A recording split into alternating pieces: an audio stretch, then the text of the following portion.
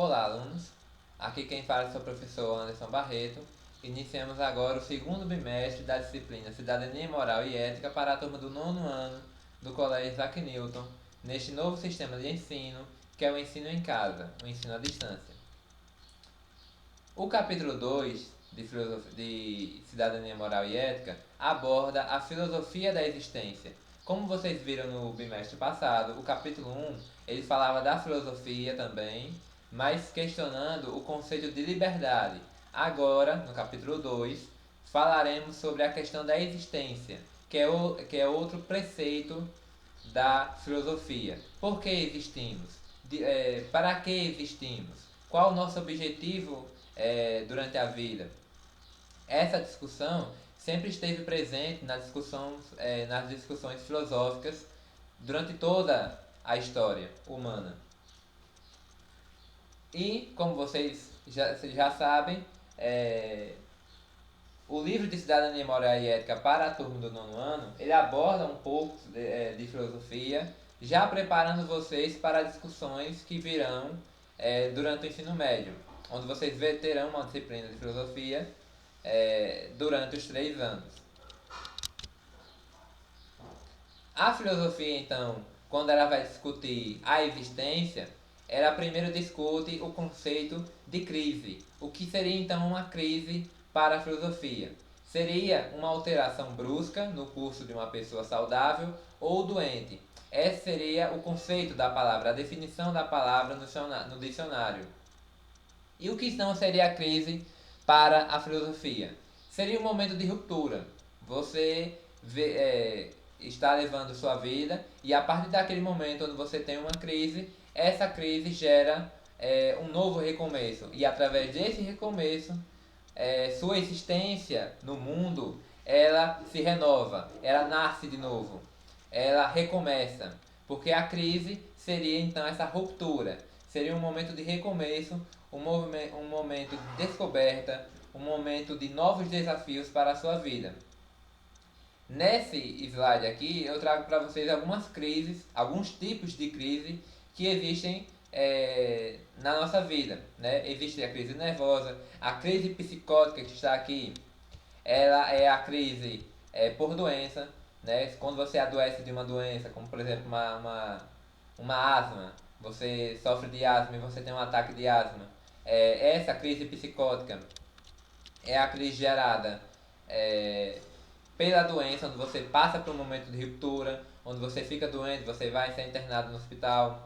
Crise nervosa, quando você tem problemas de pânico, onde a partir daquele momento, onde você tem um pensamento negativo, sua vida muda, sua vida se transforma. Se você não tiver um acompanhamento médico ou psicológico, essas crises nervosas vão gerar em você traumas que vão fazer com que sua vida se transforme, que sua vida passe por uma mudança a partir daquela crise que você teve talvez meses antes.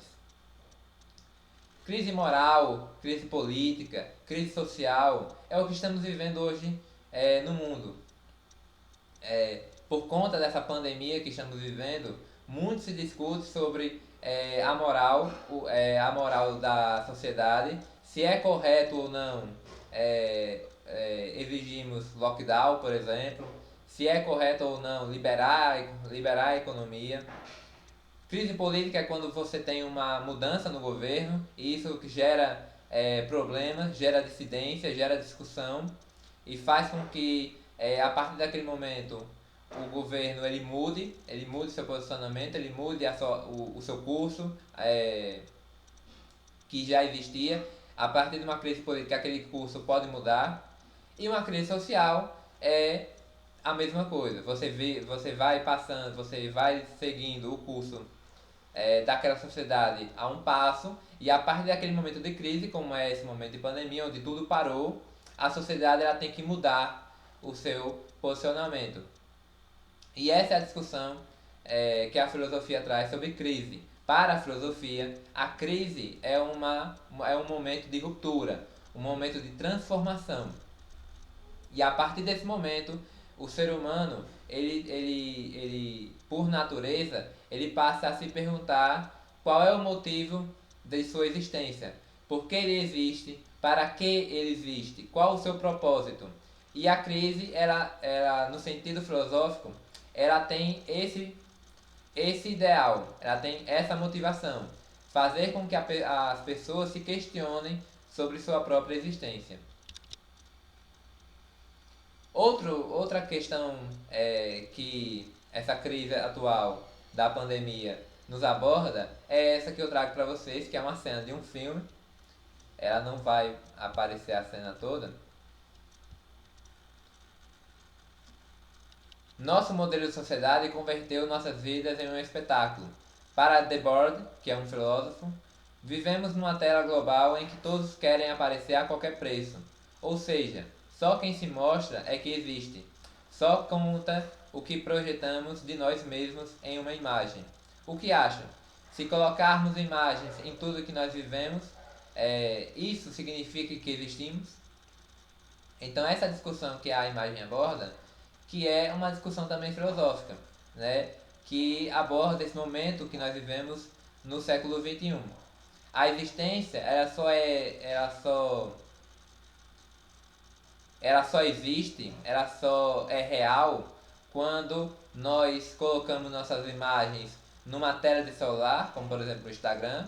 As únicas pessoas que realmente existem, que realmente vivem, são as que estão no Instagram, que postam vídeos nos stories, que postam sua vida nos stories. Essas pessoas é as que realmente estão existindo no conceito real da palavra, que realmente são visíveis à população, ou aquelas outras pessoas que não postam nada nos stories, não tem Instagram, não tem redes sociais. Elas existem por elas mesmas, mas elas não são reconhecidas pelo resto da população. Essa é a discussão. Você existe por você mesmo ou você existe pelo reconhecimento das outras pessoas?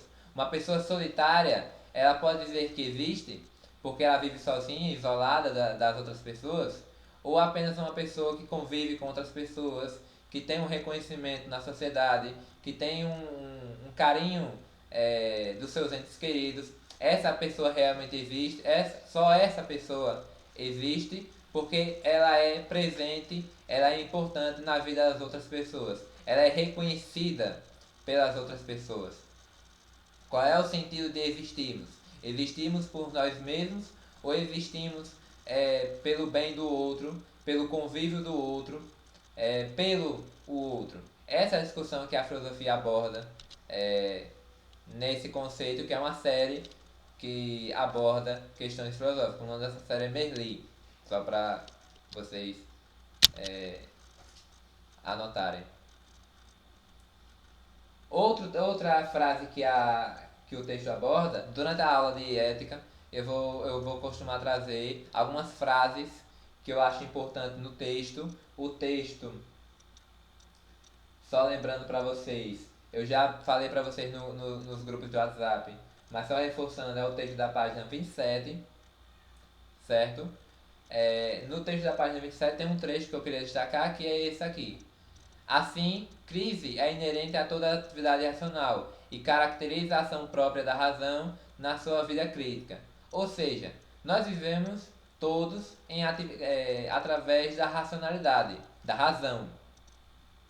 Mas o que fazemos com essa razão é a nossa capacidade crítica. Nós pensamos, somos seres pensantes e a todo momento estamos discutindo por que existimos, para que vivemos, qual o objetivo das nossas vidas, né?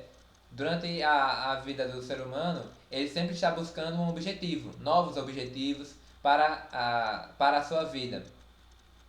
E isso é a razão, isso é o pensamento humano, isso é sua capacidade intelectual se questionando por que existimos.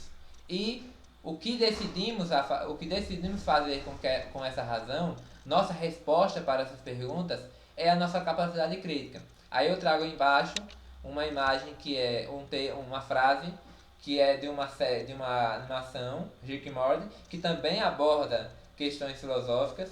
Não sei se vocês já assistiram, ou ouviram falar da série, mas ela aborda algumas questões filosóficas. Não é? Ninguém existe por um propósito. Ninguém pertence a lugar nenhum. Todo mundo vai morrer. Vem ver TV. É uma questão que é uma frase que o personagem da série fala e que fala exatamente sobre essa frase acima. A partir do momento que pensamos, que existimos, nós temos uma capacidade de crítica que aí então é, respondemos a essa pergunta: por que existimos? Existimos por algum motivo. Na série, de um jeito irônico, o garoto responde isso: ninguém pertence a lugar nenhum. Todo mundo vai morrer, vem ver TV. A série é um pouco sátira, é uma sátira, né? Ela questiona várias coisas, mas ela tem sempre um ponto de ironia. E aí eu gostaria de pedir para vocês se questionarem sobre essa frase, né? Ninguém existe por um propósito, ninguém pertence a lugar nenhum. Todo mundo vai morrer. Vem ver TV. Este mundo que experimentamos e no qual vivemos, é composto de múltiplas realidades, que estão separadas umas das outras. É o que eu falei para vocês. Uma pessoa só existe por ela mesma ou por ela viver com os outros ao seu redor. Ela vive por si ou por ela ser importante aos outros. E essa frase aqui, ela questiona exatamente isso. Vivemos em realidades separadas. No mundo existem 7 bilhões de pessoas vivendo, mas cada um tem o seu próprio mundo, cada um tem sua própria realidade, cada um tem seu próprio ponto de vista. E isso faz com que cada ser humano tenha um próprio mundo, né? Existe um ditado que diz: cada cabeça é o mundo, cada mundo é uma cabeça. Então, o que significa isso? Cada pessoa, ela vive o seu próprio mundo, ela tem a sua própria realidade, e isso faz com que cada pessoa seja diferente da outra. Nós pedirmos ou entendermos que toda a população vive de acordo, vive igual, é errado. Cada pessoa tem sua própria realidade e essa realidade é separada uma das outras. Isso faz com que cada um de nós tenhamos que buscar o motivo de nossa existência, a resposta dessa pergunta. A gênese de cada coisa é um processo de crise no qual cada coisa, ao adquirir sua identidade, separar-se das demais, se tornando singular. É um momento de ruptura. O nascimento de um bebê é um momento de ruptura. É quando ele é quando ele nasce ao mundo e ele se torna singular. Ele se torna único. Ele se torna um novo mundo, uma nova realidade, uma nova existência. E a partir dali, ele também vai buscar suas definições. Quando ele cresce, ao longo de sua vida. Cada nascimento é uma gênese. Cada nascimento, gênese é nascimento, é começo, é início, na sua definição de palavra. Cada nascimento é uma crise, é uma ruptura, é uma mudança. Não só para a criança que está nascendo, mas também para os seus pais, que agora têm uma criança para cuidar, para criar. E a partir desse momento de crise, desse momento de ruptura, é quando nós evoluímos, quando nós crescemos. O próximo slide. A crise é um impulso constitutivo da existência humana e da reflexão filosófica. A partir da crise, nós mudamos, nós evoluímos. É isso que a filosofia diz. Quando você tem um momento de crise, um momento de ruptura, um problema à sua frente, você evolui, você se questiona, você se permite transformar. É o que está acontecendo hoje, por exemplo, com os professores. A partir da crise, da instalação das aulas à distância, muitos professores estão se permitindo criar, estão se permitindo reinventar, buscar novos meios de dar sua aula, de estar presente, de estar perto dos alunos, através de vários métodos. Tem, por exemplo, a videoaula, que é através do YouTube. tem videoconferência, que é você olhando pro aluno em tempo real, tem podcasts, tem vídeos interativos, tem várias ferramentas que o professor pode usar durante uma aula. E essa crise, né, essa ruptura, é o que faz com que as pessoas evoluam.